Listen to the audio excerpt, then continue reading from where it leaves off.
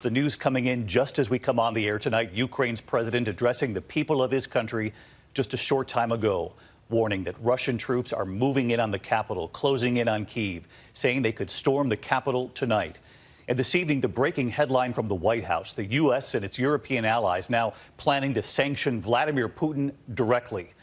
Explosions breaking the silence after dark in Kyiv, and tonight it's believed the Russians are already within city limits in the northern part of the capital. And to the north of Kyiv tonight, these images, a government building on fire.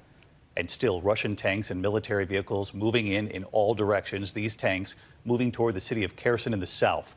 And the troubling image in a Kyiv suburb, look at this, posted online, showing an armored vehicle there swerving and then rolling right over that car with the driver inside. Remarkably, that driver was rescued. And tonight, that call for all men aged 18 to 60 to stay and fight back to save Ukraine. They are not being allowed to leave the country. Ukraine's defiant president posting a video with his top officials telling the world, quote, "We are here," and that Europe said never again, but here we are. Tonight, that news coming in, President Biden and NATO allies freezing Vladimir Putin's assets and those of his foreign minister as well. The NATO chief tonight saying Russia has shattered peace in Europe and we must do more, even if, quote, we have to pay a price. In Kyiv, they are bracing for a perilous night ahead. And we begin here with our senior foreign correspondent, Ian Pannell, on the ground in Kyiv again tonight. Tonight, as the battle for Ukraine intensifies, Russian troops now entering the capital. Moments ago, Ukrainian President Zelensky addressing his people in a defiant video from Kyiv, saying Russia will try to storm the capital tonight and that the night will be, quote, tough. Authorities have handed out 18,000 weapons to civilians to help in the fight, and residents were told to make Molotov cocktails. Men aged 18 to 60 called up to fight, not allowed to leave the country. Disturbing new video circulating on social media shows a military vehicle crushing a car. Explosions over Kyiv also posted online, showing just how perilous the situation is. At a Kyiv train station today, gunfire heard as crowds trying to flee the city force their way onto trains. Once again, air raid sirens are ringing out across the capital, Kyiv. Although there's been a lull in the fighting for the last couple of hours, the fears are that the Russians have been resupplying and are ready to mount a real attack inside the city. We watched as troops ran through the streets, taking up positions to defend the city. Alexei Goncharenko may be a prominent lawmaker here, but today he's one more citizen with a gun. I don't want to fight. I'm not soldier. I'm not professional military man. But I am not ready to capitulate. That's the difference. The city bearing the scars of war already. An apartment block hit by an unidentified aircraft. As firefighters arrived, Oksana cleaning up the rubble of her wrecked home. She was sleeping when the building was hit. Her daughter singing the national anthem. Through tears, saying simply, "Long live Ukraine." Intense battles are raging across the country tonight as Ukrainian fighters offer stiff resistance to the more powerful Russian forces.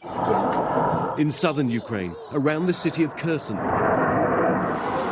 Russian fighter jets could be seen coming in low on their bombing runs. Also in the south, video posted on social media from Sumy showing fierce clashes. In Kyiv, the country's second largest city today, the Ukrainian army digging in to defend as missiles hit and Russian forces advance. And this incredible video of a driver swerving to avoid exploding rounds falling around the vehicle. Casualties are rising, among them 13 Ukrainian defenders on a Black Sea island. They refused to surrender to a Russian warship and reportedly responded with an expletive when the Russians told them to surrender. Tonight, Zelensky says they'll receive the honor of Ukraine. The NATO alliance is activating its rapid response force for the first time in a defensive role in Europe. Up to 40,000 troops will bolster allied countries close to Russia and Ukraine. And 7,000 American troops ordered to Europe yesterday could soon make up part of this NATO force Europe. But none of these troops will be helping Ukraine. As some flee the cities, others seek shelter in Kyiv's subways. We have a little food and toys. and I hope one day, one night, but if so, we can stay there a long time. And some are seeking safety in houses of worship. Rabbi Jonathan Markovich and his wife Ina have thrown open the doors of their synagogue. With US visas, they could have fled. But Ina made a promise to a 104-year-old Holocaust survivor. Will you stay here with me? I fought the Nazis, and I don't know what's coming. Oh, wow. She's 104 years old. So she's lived through the Nazis, Yes. and now she's afraid of the Russians. And tonight, a long and bloody battle looks unavoidable. And Ian Panel joins us live from Kyiv again tonight. Ian, we know the president of Ukraine issuing that grim warning just a short time ago that the Russians could very well try to storm the capital tonight. That other detail that you reported, men 18 to 60 not allowed to leave the country. Families told to take action to make Molotov cocktails to protect themselves. And tonight it would appear that in many parts of the country, the Russians are facing a stiffer resistance from Ukrainian fighters than they expected. Yeah, I think that's very right. I mean, a senior official telling ABC News that the first 2 days have not gone as well as the Russians expected, though it is now believed that they could try to take Kiev for the final push tomorrow. Again, Zelensky thinking that it could happen tonight, and we have been hearing the distinct sound of battles taking place inside the city. Meanwhile, I think we're seeing early signs of potential talks between the Ukrainians and Russians, but it's likely not talking that's going to dominate the coming hours, but fighting. David? Ian Panel leading us off again tonight. Ian, we thank you and the team. And of course, please stay safe. And the breaking development late today from the White House, President Biden is now planning to impose new sanctions on Vladimir Putin himself and on Russian Foreign Minister Sergei Lavrov. So let's get right to our chief White House correspondent, Cecilia Vega. She's live at the White House tonight. Cecilia, what have you learned?